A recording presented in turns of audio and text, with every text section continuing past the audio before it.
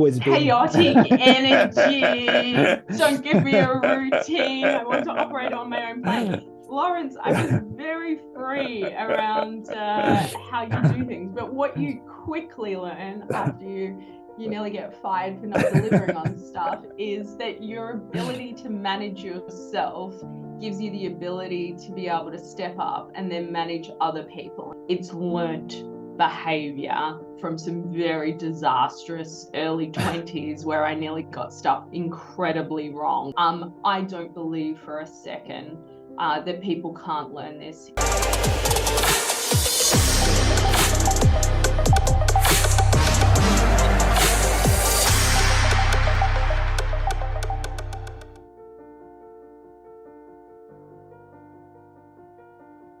Well, hello everyone and welcome. Welcome to another episode of the Finding Equilibrium show. Delighted to be here and delighted that you're here and delighted that my guest today is Narelle Burke. So Narelle is the Chief HR Officer for Kantar based in Singapore. And I'm really delighted because I know, Narelle, you have a super busy schedule and I'm really delighted that you've managed to squeeze us in today. So how are you today? I'm fabulous, Lawrence, and always time. It's an important topic, and I'm really great to be chatting to you as well in sunny Singapore. Sunny Singapore, which is wonderful, and sunny Sydney, where I am today. So Chief Human Resource Officer, big job, big responsibility. For people who aren't familiar with Kantar or the work that you do, I'd love to understand a little bit about your personal journey to this point, like how you became the Chief Human Resource Officer, and a little bit about Kantar and what you do as an organization. Yeah, absolutely. So why don't I start in the reverse order? So Kantar's an amazing organization. So Kantar really understands brands across the globe. So if you think of your biggest companies out there, we work and partner with them and help them to understand their consumers, where opportunities are, the type of advertising and messages they want out there, but also the types of experiences. And a key part of Kantar is really ensuring that we're representing everyone across society in advertising and marketing and ensuring they're getting the solutions, the services, and the support they need. So we understand brands and we help companies to do that as well. In terms of my personal journey, it's funny, Lawrence, looking back, it looks like an amazing journey. Going forward, it was an interesting process to get here. But I think the easiest way to look at it is there were a couple of different stints that I did. So I grew up in a farm in Australia on the Murray River, for those people who know Australia. And I spent about 10 years in corporate Australia in a variety of roles.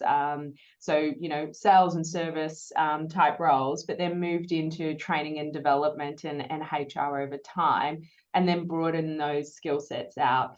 And then the second stint was what I call an adventure, where I decided to go overseas, join a cruise line, upend my life as you do, that sort of key period in your late 20s where you go, what am I doing with my life? And am I where I want to be? So I joined a cruise line. I met my husband. He was from New Zealand. I moved back there. I joined an assistive technology company because it seemed like fun. I met Stevie Wonder, and then I joined New Zealand Cricket, which was amazing. And so did a stint with a range of not-for-profits. And then I came into my third phase, which was really getting into market research and marketing organizations, which I didn't know a lot about, and taking on bigger roles. So started off in Australia, moved to Singapore with a company, and then took on broader and more complex global roles. So I've done global head of inclusion and diversity for Kantar. So we have about 27,000 employees. I've done global talent learning and leadership, which is all about how we organize and how we develop leaders and managers, and then a combination of CHRO roles like this as well, and a combination of regional as well as global roles. And that's where I am now. So it's been an adventure, and my advice is always say yes to the opportunities, Lawrence. It's amazing, Narelle. Wow, so many. I love the way you've organized your life into these chapters. Part one, part two. So. Good looking back. It didn't look that way. Looking forward. No, it never does. But yeah, what wonderful. How many employees did you say at Kantar at the moment that you have? Yeah, it's about 26 to 27,000 employees at Wow. Kantar. Yeah, and it's an amazing, absolutely amazing organization. Wow. So it's a lot of people. And and let's kind of jump in and just talk about well-being, because we're now, I mean, I'd love to say the pandemic is over, but it's kind of, it's over and it's still there, if you like, and we're kind of learning to live with it. But as is often the case, negative things happen, and then once in the fullness of time, we realize that those negative things actually lead to good things. And from a Kantar point of view and from a well-being point of view, I'd love to understand what happened, how you dealt with supporting the well-being and the wellness of the people that you have responsibility for. Yeah, I think what I would first say is going into the pandemic, if you had have asked our leaders and our managers and our employees whether it was possible to run an organization remotely, the answer would have been no. Like there were just so many barriers to that. And I think and I was still looking after global inclusion and diversity when it happened. And what I will say is the pandemic was the greatest leveler in terms of inclusion across our organization, because all of a sudden everyone had the same situation, the same concerns that they were going through. Everyone was working remotely, struggling with technology. But really importantly, all of a sudden everyone had a face on a screen and a voice. And really interesting was watching how our leaders adapted to that and managed share of voice. And so when you think about these things and you think about people's, mental health and well-being, inclusion is a huge part of that, feeling that I'm valued, that respected, that I have a voice and that I have a say. And it was the greatest leveler of all time. All of a sudden you could talk to anyone, anywhere in the world and have a conversation. Everyone had the same screen. You were on Zoom, you were on Teams, all of a sudden. And also I think the etiquette changed in terms of people raising their hands and being more polite and wanting to hear from all of those voices on the screen. So the first thing that I would say is, I think the pandemic was the greatest leveler and also challenged our views and assumptions on how we work and where we work, which I think was brilliant. I think what it also showed us is that a lot of our management techniques were based on face-to-face, seeing people, observing people, knowing how they're working in front of you. And what the pandemic showed is that when people work from home, the boundaries that are naturally set up between work and home disappeared. So one of the favorite comments I got from an employee was, we're so flexible, we're 24/7, we're like McDonald's, we're always on. And you go, well, that's not quite right. So so that distinction between travel and coming into work and having those natural breaks that had been set up for a long period of time, and reforming those habits and behaviors. And what it showed us is managers needed a different skill set to manage in that environment. They needed different support.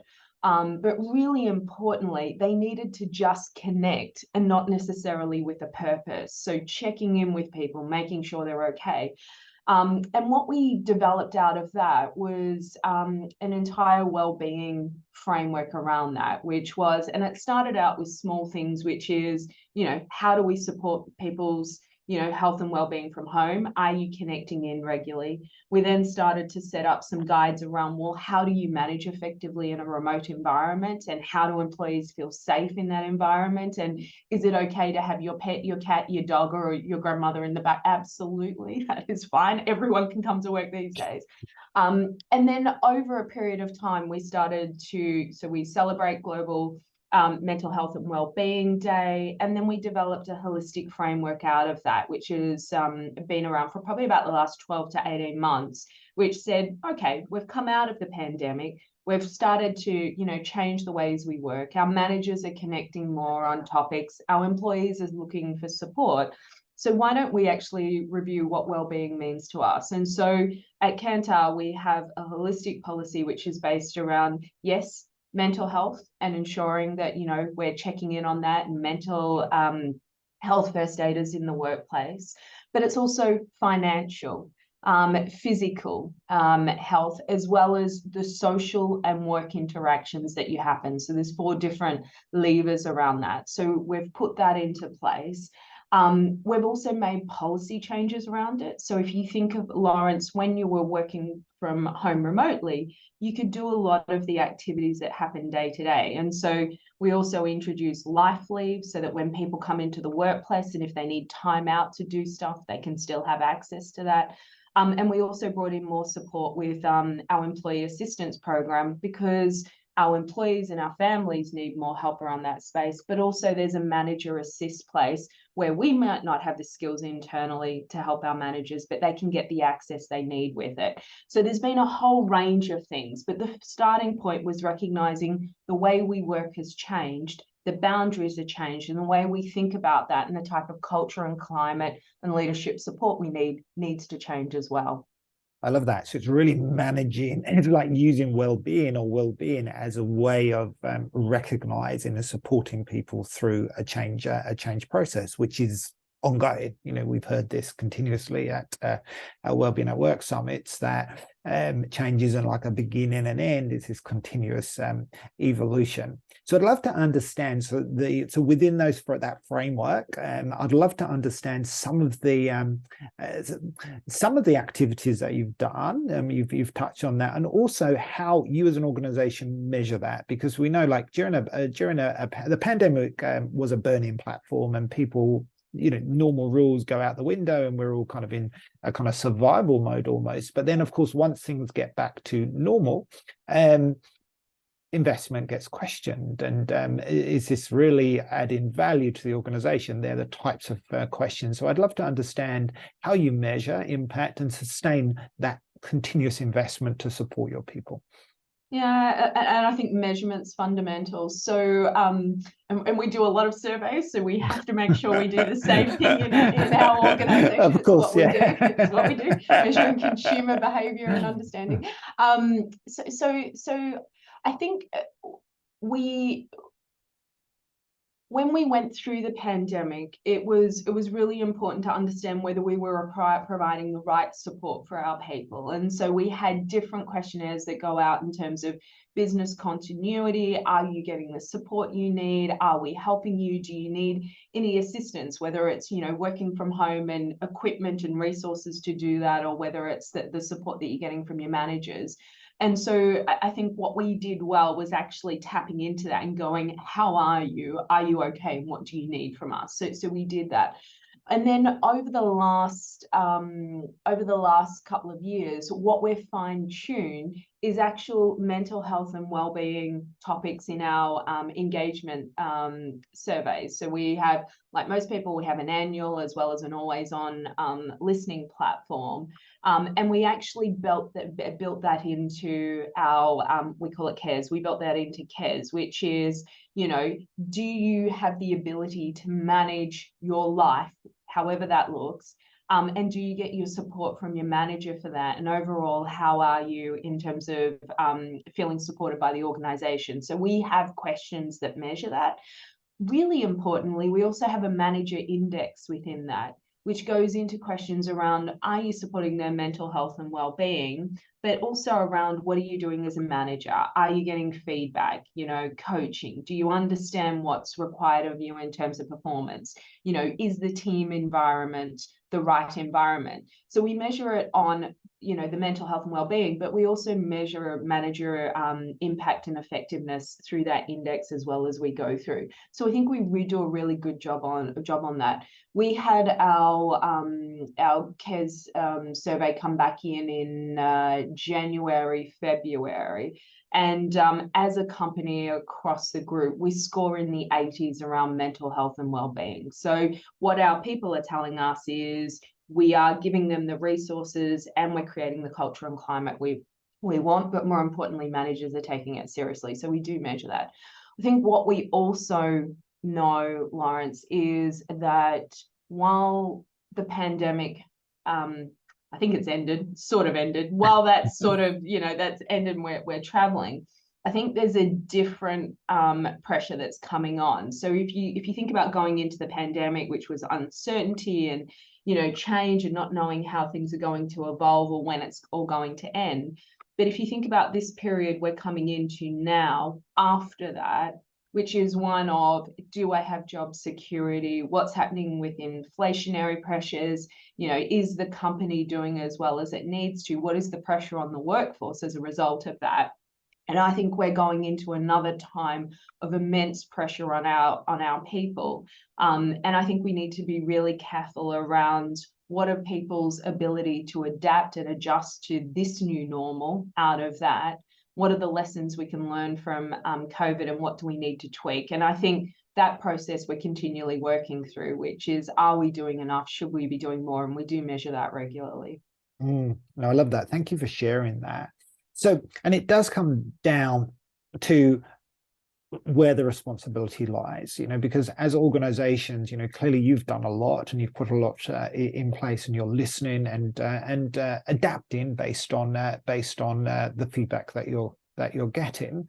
But we are continuously changing, continuously evolving, and some people may not be as equipped. But in your view, I'm curious to understand, where does the responsibility for wellness lie? Is it with the organization? Is it with the individual?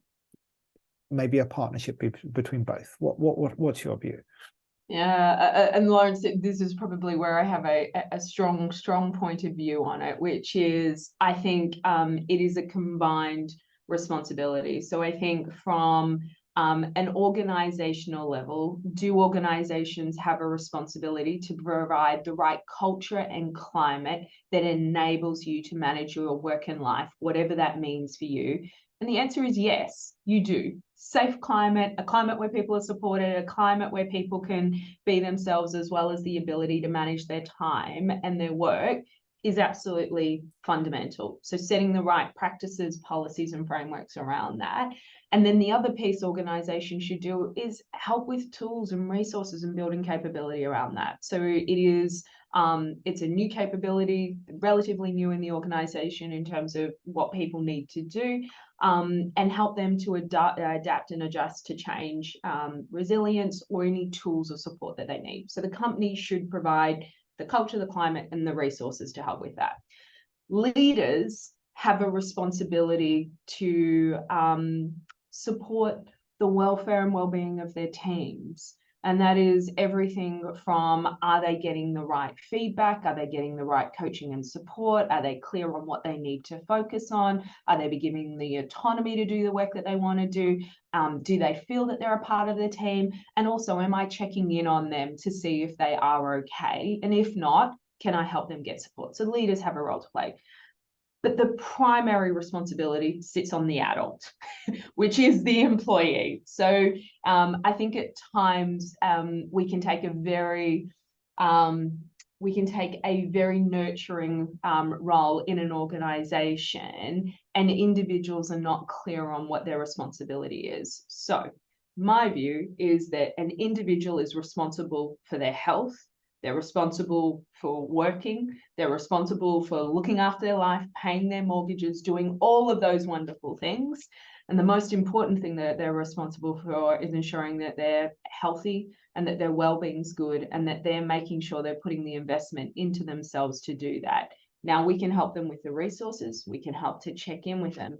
But at the end of the day, each individual is absolutely accountable for their health and well-being, or getting the resources they need to help support that, or to work through it and find a way to manage it. But I think at times we're very focused on the company and the leader, but you cannot read people's minds. You cannot be in their heads and understand what's going on for them.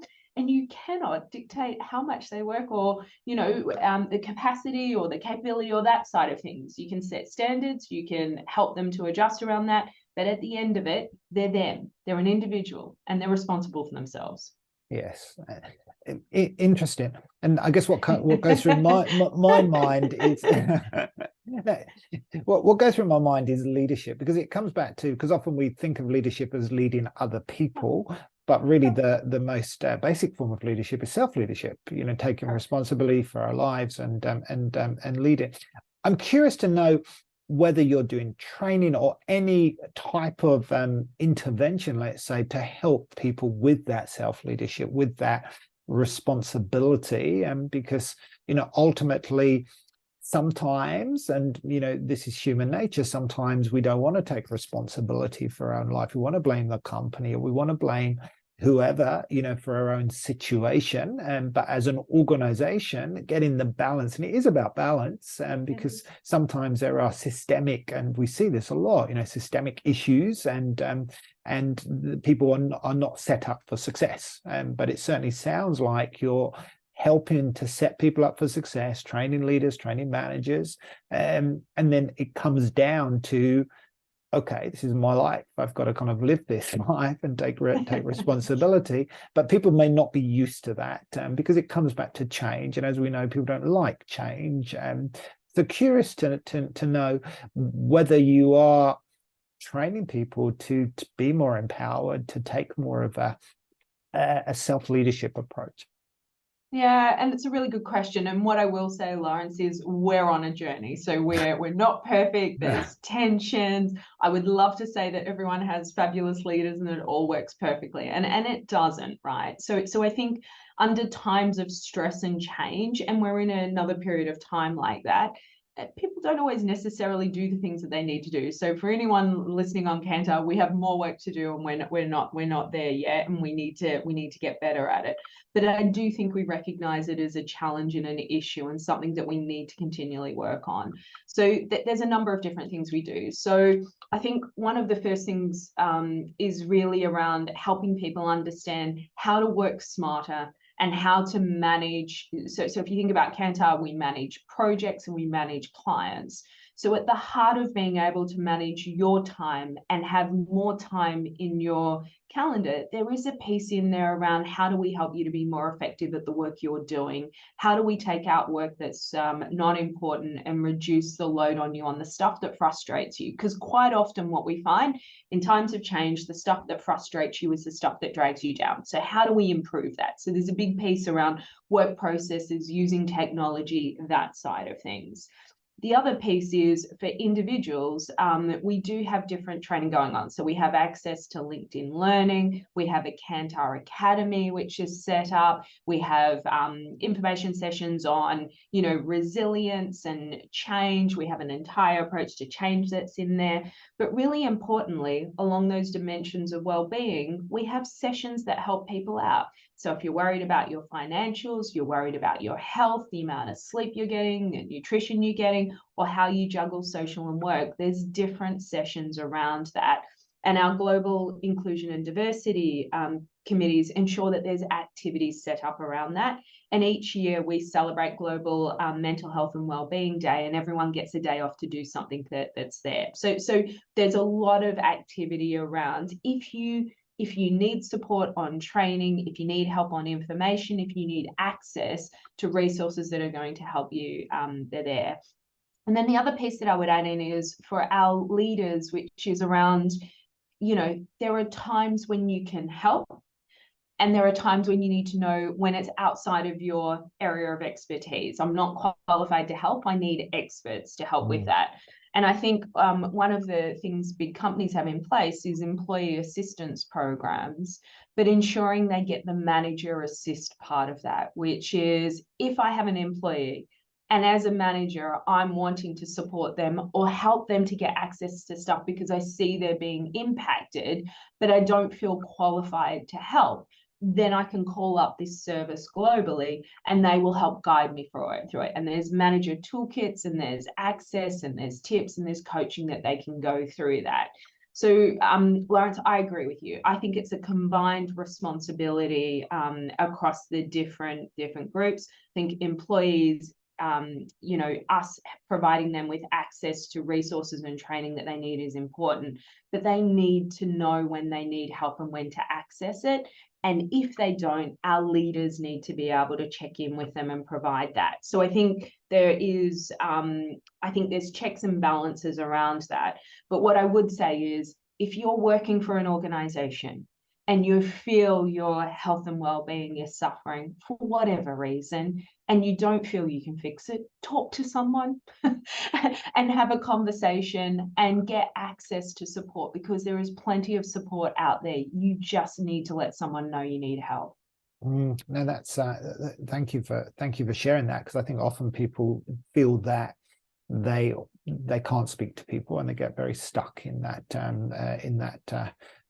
situation. But it sounds like your people have got a huge amount of resource, a huge amount of support at their disposal, and you can see that through the I think you said 80% of people felt that there was enough, which is great. I mean, that speaks volumes. Yeah, and there's always pockets of challenge and pockets where you need to look at it. But I think, do you recognize there's an issue, and do you recognize what's driving it? And are you trying to put the big systemic support around it, and then work with individual leaders to help guide them? And I think that's the starting point. It is a journey, but putting that in place so you can sustainably start to look at ways to manage this is really important. No, I agree. And I love what you said about the EAP, because a lot of people may have access to EAP services in their workplace, but not realize the management support piece, because that's often the big stressor in a management job. How do you deal with somebody who is suffering and they're not skilled to do it, and therefore being able to bring in those experts at the right time is a huge support for their well-being, as well as the individual.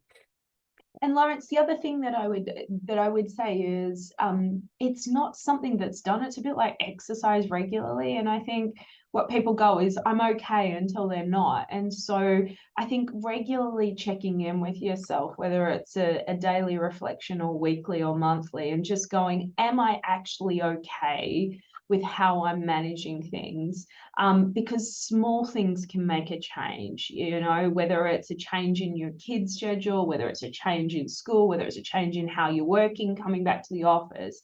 That just that thing around, mental health and well-being is never done, and you're constantly changing, and it can fluctuate daily, weekly, monthly, and yearly. And so, setting up the right mechanisms to just check in on yourself, I think, is really, really important as well. Yeah, no, I love that.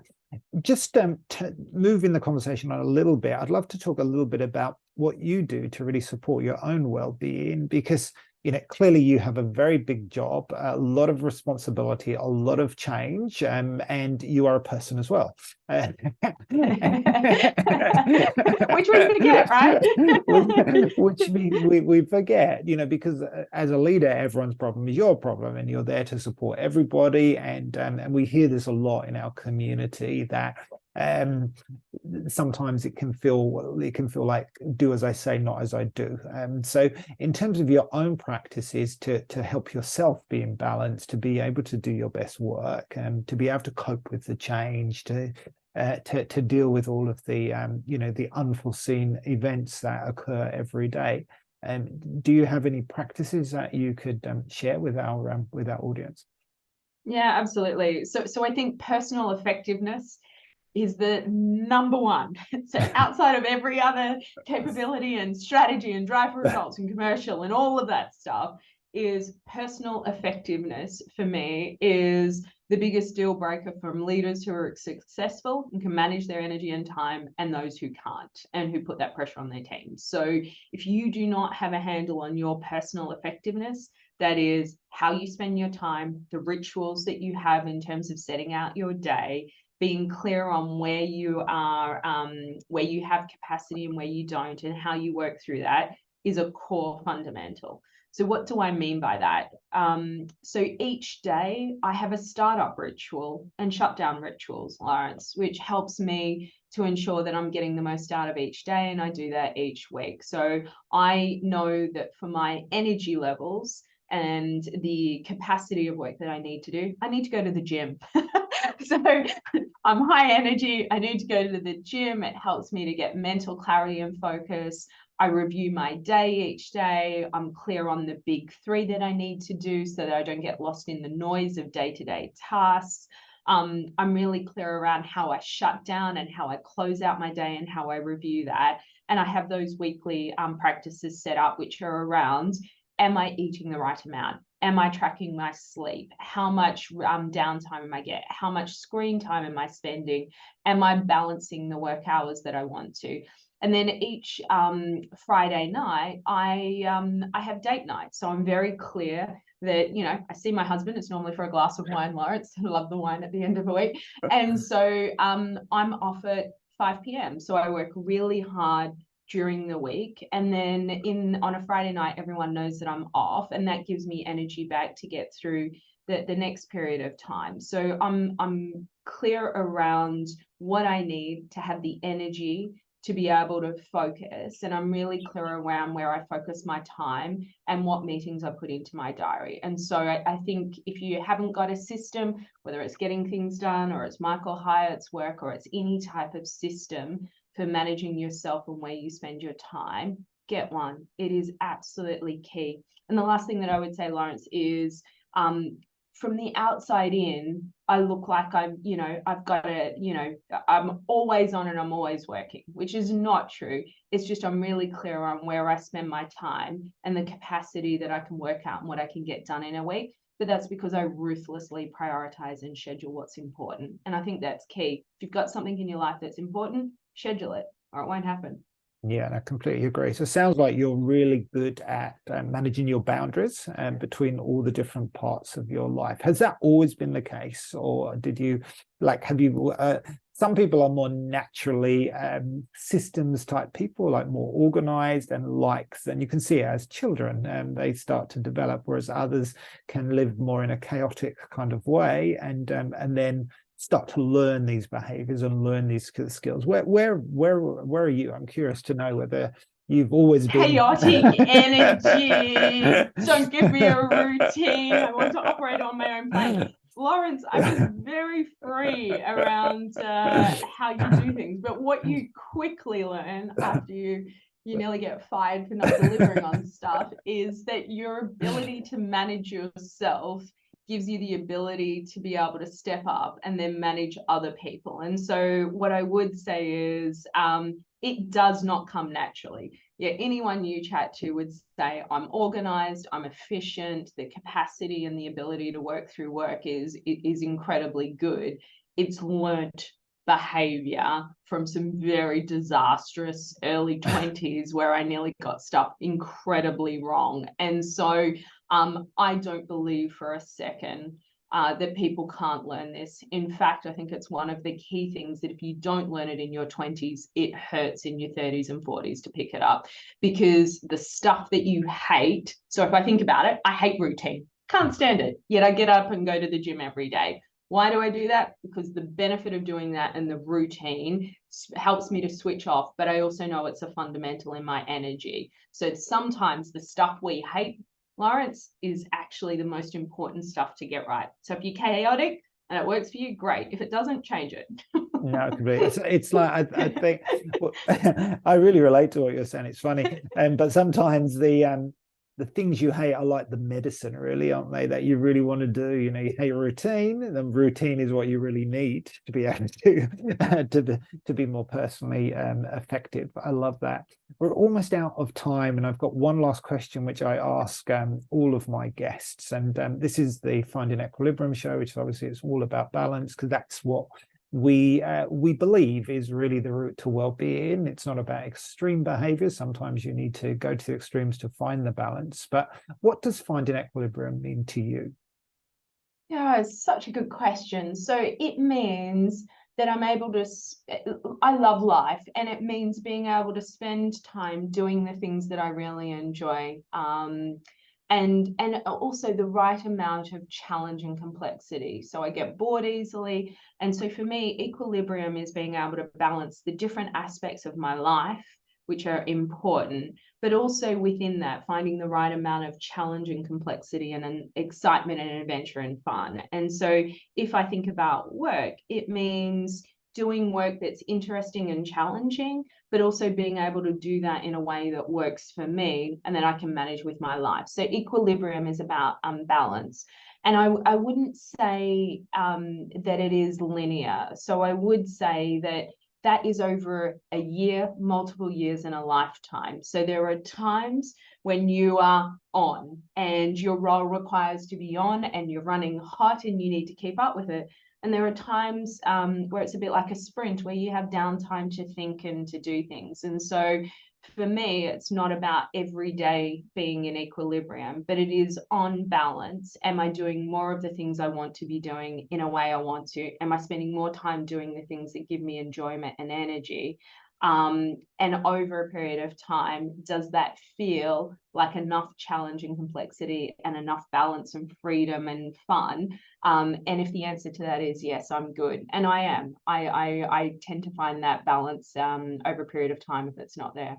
No, I love that. And one thing you've said, which I think is probably a practice that often people neglect, is reflecting and reviewing, because and it's always the case. I mean, sometimes we're so busy, you know, I grew up in the world of marketing, and often you can go from one program to the next because there's no time to stop. But I learned, you know, through my own life experience, that when you do stop, that's when you capture the learnings, which you can then take forward. And it's the same with life. You know, you've talked a lot about reflecting on your day, the top 3 things, you know, some of those things, but often we're too busy to stop and reflect, and of course that's to our detriment. And so I just really wanted to kind of underline that, because it doesn't take long, but the impact of reflection and capturing the learnings is significant, because we do sort of repeat the patterns, don't we, if unconsciously.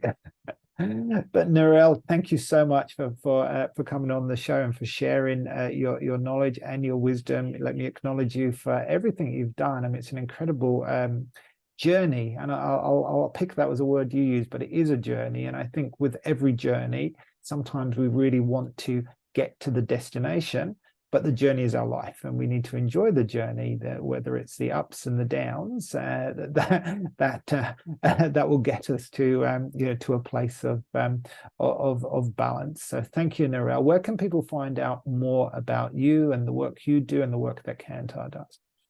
Yeah, so I'm heavily connected. So I'm on LinkedIn under Narelle Burke, and if you search me, I will accept some equal opportunity LinkedIn connector, so you can do that.